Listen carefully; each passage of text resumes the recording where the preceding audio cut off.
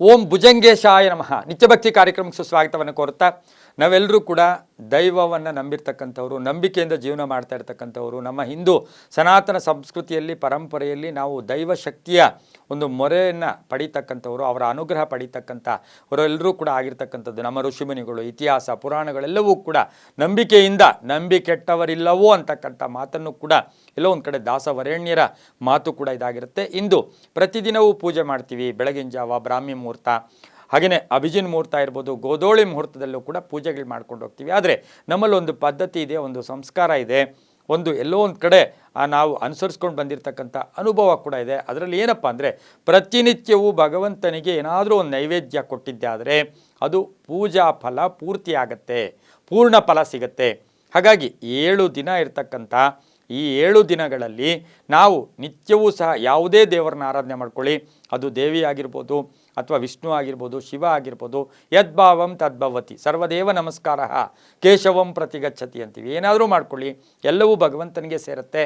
ಆ ದಿನ ಪ್ರತಿದಿನ ಯಾವ ನೈವೇದ್ಯ ಇಡಬೇಕು ನಮಗೆ ಗೊತ್ತಿಲ್ಲದೆ ನಾವೇನು ಮಾಡ್ತೀವಿ, ಪ್ರತಿದಿನವೂ ಒಂದೇ ಒಂದು ಇಟ್ಕೊಂಡು ಹೋಗೋದು, ಪ್ರತಿದಿನವೂ ಏನೋ ಒಂದು ಮಾಡ್ಕೊಂಡು ಹೋಗೋದಕ್ಕಿಂತ ಮುಖ್ಯವಾಗಿ ಒಂದು ಪದ್ಧತಿ, ಒಂದು ವಿಶೇಷವಾದ ಒಂದು ರೀತಿ ವಿಧಿವಿಧಾನ ಇದೆ.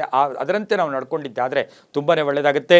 ಈಗ 7 ದಿನಗಳಲ್ಲಿ ಪ್ರಥಮ ದಿನ ಆಗಿರ್ತಕ್ಕಂಥ ಭಾನುವಾರ ನೀವು ಯಾವ ದೇವಿಯನ್ನು ಪೂಜೆ ಮಾಡ್ಕೊಳ್ಳಿ, ಯಾವ ದೇವ್ರನ್ನ ಮಾಡ್ಕೊಳ್ಳಿ, ಅಂದು ಬೆಲ್ಲದ ಪಾಯಸವನ್ನು ಭಗವಂತನಿಗೆ ನೈವೇದ್ಯ ಇಟ್ಟಿದ್ದೆ ಆದರೆ ಪೂಜೆ ಪೂರ್ಣವಾಗುತ್ತೆ. ಬೆಲ್ಲದ ಪಾಯಸವನ್ನು ಭಾನುವಾರ. ಇನ್ನು ಸೋಮವಾರಕ್ಕೆ ಬಂದಾಗ ಹಸಿ ಹಾಲು ಕಾಯಿಸಿರಬಾರ್ದು, ಹಸಿ ಹಾಲನ್ನು ಭಗವಂತನಿಗೆ ನೈವೇದ್ಯವಾಗಿಟ್ಟಿದ್ದೆ ಆದರೆ ಪೂರ್ಣ ಫಲ ಸಿಗುತ್ತೆ. ಇನ್ನು ಮಂಗಳವಾರ ಬಂದಾಗ ತುಂಬ ವಿಶೇಷ, ನಾವೇನು ಬೇಯಿಸಬೇಕಾಗಿಲ್ಲ, ಕಾಯಿಸಬೇಕಾಗಿಲ್ಲ ಅಥವಾ ಒಲೆ ಹಚ್ಚಬೇಕಾಗಿಲ್ಲ, ಯಾವುದು ಯಾವುದು ಕೂಡ ನಾವು ಯಾವುದೇ ವಿಷಯದಲ್ಲೂ ಕೂಡ ಕಷ್ಟವೇ ಇಲ್ಲದೆ ಇರತಕ್ಕಂಥ ನೈವೇದ್ಯಗಳು ಕೂಡ ಇದಾಗಿರುತ್ತೆ. ಇನ್ನು ಮಂಗಳವಾರ ಬಂದಾಗ ಯಾವುದು ಕರಿಯ ಪದಾರ್ಥ ಅಲ್ಲ, ಕೇವಲ 2 ಜೋಡಿ ಬಾಳೆಹಣ್ಣನ್ನು ನಾವು ಮಂಗಳವಾರ ಇಟ್ಟಿದ್ದೆ ಆದರೆ ಅದು ಏಲಕ್ಕಿ ಬಾಳೆಹಣ್ಣು, ಜೋಡಿ ಬಾಳೆಹಣ್ಣು ಭಾನುವಾರ ಇಟ್ಟಿದ್ದೆ ಆದರೆ ಶುಭ ಆಗುತ್ತೆ. ಇನ್ನು ಬುಧವಾರಕ್ಕೆ ಬಂದಾಗ ನಾವು ಮನೆಯಲ್ಲಿ ಮೊಸರನ್ನು ಕಡಿದು, ನಾವೇ ಕಡಿಬೇಕು, ಅಂಗಡಿಯಿಂದ ತಂದ ಬೆಣ್ಣೆ ಅಲ್ಲ, ಮೊಸರನ್ನು ಕಡಿದು ಬೆಣ್ಣೆಯನ್ನು ನಾವು ಬುಧವಾರ ಇಟ್ಟಿದ್ದೆ ಆದರೆ ನಮ್ಮ ಆಸೆ ಆಕಾಂಕ್ಷೆಗಳು ಈಡೇರುತ್ತೆ, ಪೂರ್ಣ ಫಲ ಸಿಗುತ್ತೆ. ಇನ್ನು ಗುರುವಾರ ಕೇವಲ ಕಲ್ಲು ಸಕ್ಕರೆಯನ್ನು ಭಗವಂತನಿಗೆ ನೈವೇದ್ಯ, ಕೇವಲ ಕಲ್ಲು ಸಕ್ಕರೆ ಇಟ್ಟರೆ ಸಾಕು, ಗುರುವಾರ ನಿಮ್ಮ ಆಸೆ ಆಕಾಂಕ್ಷೆಗಳು ಈಡೇರುತ್ತೆ, ಪೂರ್ಣ ಫಲ ಸಿಗುತ್ತೆ. ಇನ್ನು ಶುಕ್ರವಾರಕ್ಕೆ ಬಂದಾಗ ಕೇವಲ ವೀಳ್ಯದೆಲೆಯಲ್ಲಿ ಒಂದು ಚೂರು ಜೇನುತುಪ್ಪವನ್ನು ಶುಕ್ರವಾರ ಇಟ್ಟಿದ್ದೆ ಆದರೆ ನಿಮ್ಮ ಆಸೆ ಆಕಾಂಕ್ಷೆಗಳು ಈಡೇರುತ್ತೆ, ಪೂರ್ಣ ಫಲ ಕೂಡ ಸಿಗುತ್ತೆ.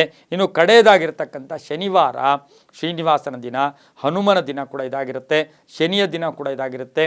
ಈ ದಿನ ಬೆಲ್ಲದ ಹಾಲು, ಬೆಲ್ಲ ಮತ್ತು ಹಾಲು ಮಿಕ್ಸ್ ಮಾಡಿರ್ತಕ್ಕಂಥದ್ದು ಅಥವಾ ಪಂಚಾಮೃತ, ಸಾಧ್ಯವಾದರೆ ಪಂಚಾಮೃತ ಇಲ್ಲ ಬೆಲ್ಲದ ಹಾಲನ್ನು ನೈವೇದ್ಯವಾಗಿಟ್ಟಿದ್ದೆ ಆದರೆ ಪೂರ್ಣ ಫಲ ಸಿಗುತ್ತೆ, ಭಗವಂತನ ಕೃಪೆಗೆ ಪಾತ್ರರಾಗ್ತೀರಾ.